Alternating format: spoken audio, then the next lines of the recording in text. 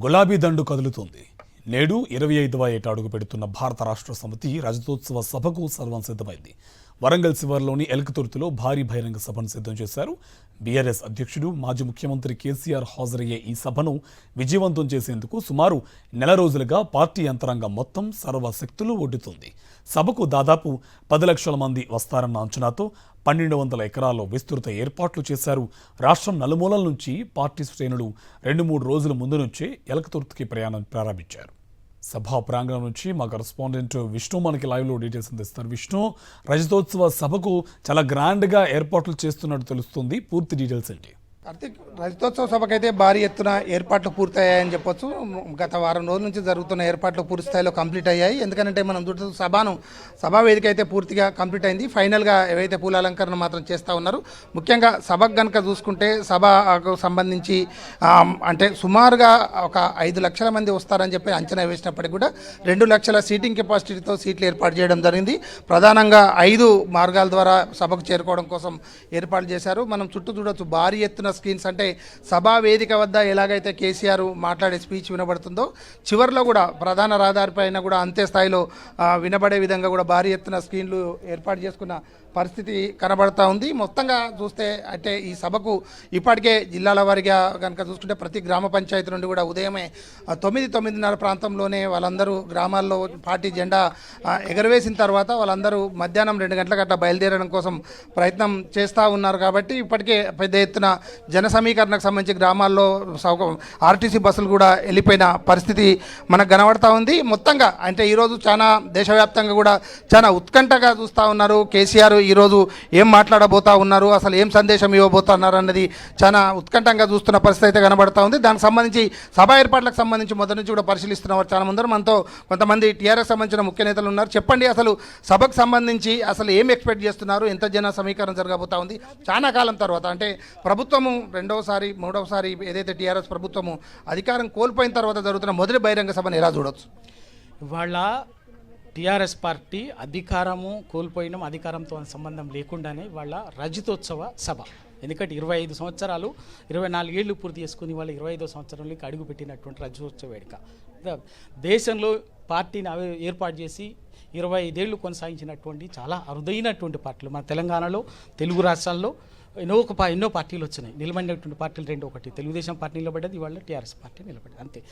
ఇది ఇవాళ రజతోత్సవం. ఈ సందర్భంగా ఎందుకంటే ఇవాళ తెలంగాణ సమాజానికి ప్రజలు పొరపాటున కొంత కాంగ్రెస్ పార్టీ మోసపూరిత హామీలకు మోసపోయి అధికారం అప్పయిపోయారు. కానీ వాళ్ళు ఆ పరిపాలన చేయకుండా ప్రజలు ఎందుకైతే దేనికోసమైతే ప్రజలు అధికారం అప్పయిపోయారో ఆ అధికారాన్ని ఉపయోగించుకుని పరిపాలన చేయకుండా ప్రజలకు ఇచ్చినటువంటి హామీలను నెరవేర్చే ప్రయత్నం చేయకుండా ప్రజలు ఎంతసేపు చిల్లరమల రాజకీయాలు చేయటం తెలంగాణ ఆనవాళ్ళని. ప్రధానంగా కేసీఆర్ స్పీచ్ మీద ఈరోజు అంతా ఆధారపడి ఉందని చెప్తున్నారు. ఏం మాట్లాడబోతున్నారు అంచనా ఇస్తా ఉన్నారు కేసీఆర్ గారు? ఎందుకంటే ఈ 16 నెలల కాలంలో కాంగ్రెస్ పార్టీ చేసినటువంటి మోసపూరితటువంటి దానికి కూడా తెలంగాణ సమాజం మీద ఒక ఒత్తిడికి లోనైతే అయ్యో మేము ఇది జరిగిపోయింది, మోసం జరిగింది, ఇవాళ మమ్మల్ని మేము ఏదనుకొని ఓట్లు ఇస్తే ఇవాళ రైతుల్ని హింస పెడుతున్నారు, మహిళల్ని, ఆదివాసీలని, నిరుద్యోగులని, ప్రతి ఒక్క వర్గాన్ని మోసం చేసినటువంటిది.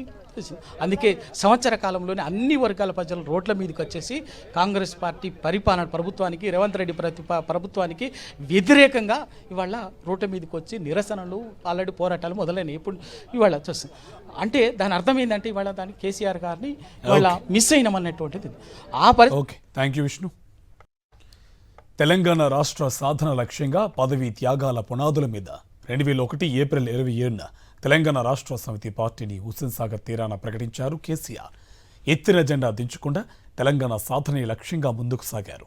బీఆర్ఎస్ 25 ఏళ్ల ప్రస్థానంలో ఎన్ని ఒడిదుడుకులు ఎదురైనా ఉద్యమ నేతగా, ప్రభుత్వ సారథిగా, ప్రతిపక్ష నేతగా కేసీఆర్ ప్రయాణం సాగిస్తున్నారు.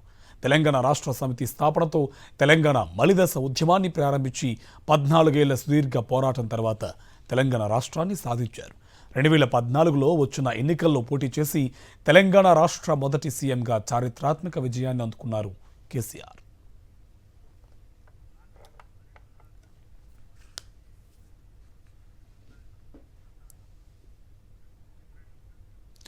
సభా ప్రాంగణం నుంచి కేసీఆర్ ప్రస్థానానికి సంబంధించిన పూర్తి డీటెయిల్స్ మన కరెస్పాండెంట్ రాకేష్ మనకి లైవ్లో సిద్ధంగా ఉన్నారు. రాకేష్, డీటెయిల్స్ ఏంటి?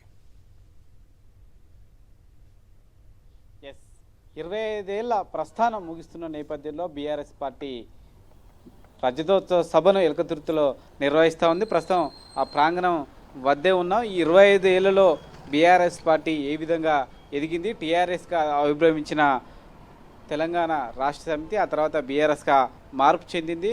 ప్రస్తుతం 25 సంవత్సరాల ఆవిర్భావం సందర్భంగా ఒక భారీ బహిరంగ సభను ఎలకతుర్తిలో నిర్వహిస్తూ ఉంది. ఇది అత్యంత ప్రతిష్టాత్మకంగా ఈ యొక్క సభను తీసుకుంది. ప్రధానంగా కూడా ప్రభుత్వం నుంచి వెళ్ళిపోయిన తర్వాత మొదటిసారి ఈ భారీ బహిరంగ సభను నిర్వహిస్తున్నారు. అందులోనూ కేసీఆర్ ప్రజలను ఉద్దేశించి మాట్లాడడంతో ఏం మాట్లాడతారనే ఒక ఆసక్తి నెలకొని ఉంది. చాలా సందర్భాల్లో ఎర్రవల్లి ఫామ్ హౌస్లో పార్టీ నేతలతో మాట్లాడినప్పటికీ జనంలోకి వచ్చి ఒక అంశం పైన ప్రభుత్వం పైన మాట్లాడిన సందర్భాలు ఈ 1.5 ఇయర్లో లేవు. కాబట్టి ఈ సభ ద్వారా కేసీఆర్ ఏ సందేశం ఇవ్వబోతున్నారు, పార్టీకి సంబంధించిన అంశాలు చెప్పబోతున్నారా, లేకుంటే ప్రభుత్వ వైఫల్యాలను ఎత్తి చూపబోతున్నారా, ప్రభుత్వానికి సంబంధించిన పరిపాలనకు సంబంధించిన అంశాలు ఏ విధంగా మాట్లాడబోతున్నారనే ఒక ఇంట్రెస్టింగ్ పాయింట్తోనైతే మనకు కనిపిస్తుందని కూడా చెప్పుకోవచ్చు. ఈ అంశమే ప్రస్తుతం ఈ సభ యొక్క నిర్వహణ పైన ఆసక్తి పెంచిందని కూడా చెప్పుకోవచ్చు. ఈ నేపథ్యంలో ఈ సభను బీఆర్ఎస్ పార్టీ కూడా అంతే ప్రతిష్టాత్మకంగా తీసుకుంది.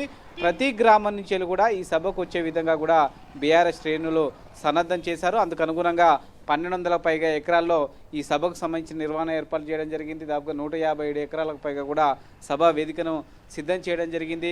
ఎండాకాలం దృష్టిలో వాటర్ ప్యాకెట్లు ఇలాంటి అనేక ఏర్పాట్లు చేశారు. ప్రతి గ్రామం నుంచి ఈ సభకు అటెండ్ అవ్వడం ద్వారా కేసీఆర్ సందేశాన్ని ప్రతి గ్రామంలో చర్చ పట్టాలన్న ఉద్దేశంతో బీఆర్ఎస్ పార్టీ ఉంది. ఈ అంశంతోనే వచ్చే స్థానిక సంస్థలకు ఎన్నికలకు వెళ్లాలనుకుంటున్న నేపథ్యంలో కేసీఆర్ స్పీచ్ మీద కొంత ఆసక్తి అయితే పెరుగుతుందని చెప్పుకోవచ్చు. Right, thank you Rakesh.